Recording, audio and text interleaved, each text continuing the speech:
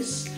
I am a Briagolong person for the last 35 years, and I have been a working artist for all that time, and then some time before that, but came to Briagolong from Melbourne 35 years ago as what was called then an alternative lifestyler.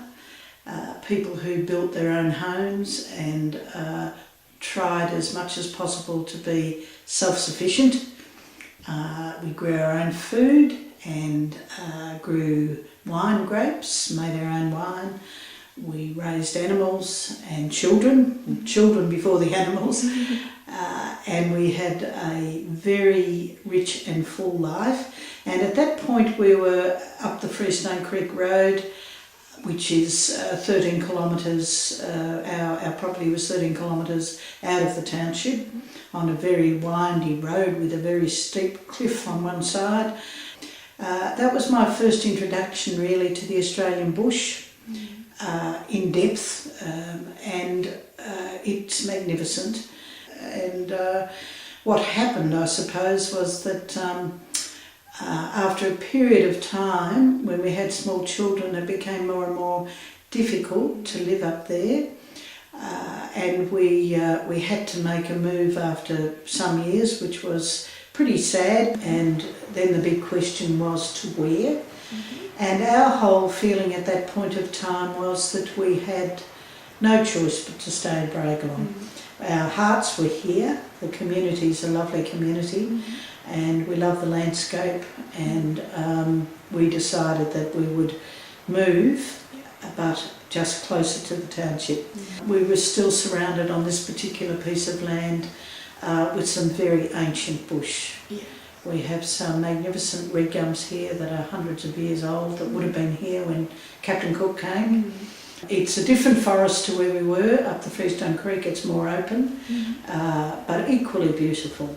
As an artist, how do you capture that mystery that belongs to the bush, the beauty, the light, the colour, everything that's there is, for an artist, pretty demanding in terms of capturing what I call the feeling of the bush, rather than an explicit representation of the bush. And then we ran our own art school right in this township, in the Mechanics Institute. So it was wonderful to be able to take a serious art course and to bring it into the Mechanics Institute. My work at the moment, the recent work that I'm doing, is called work on paper.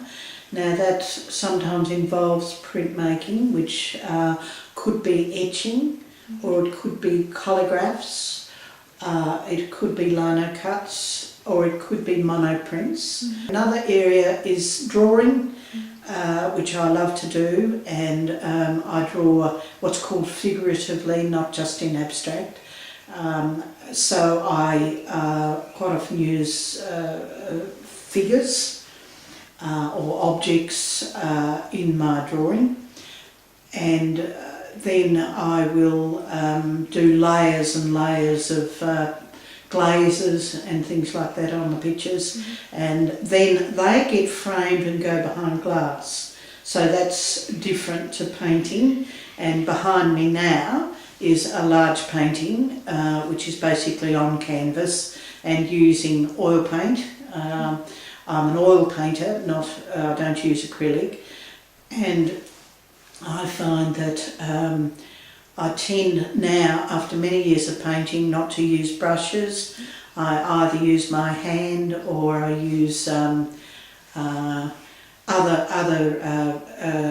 pieces of card or something, which allows me to apply the paint very quickly, cover a large surface, and then what I do is carve back into the wet paint, scratch back into it, and maybe flip paint, all sorts of things that allow me to capture marks and lines and gestures and things of those nature, which are the formal elements of art that I enjoy. But most of the things that you will see in the abstract paintings are actually taken from the trees, the grass, the sky, the clouds, the bark, the ground itself.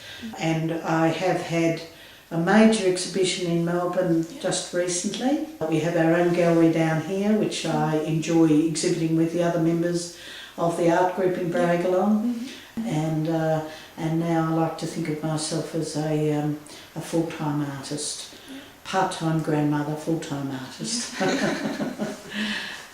So that's my story.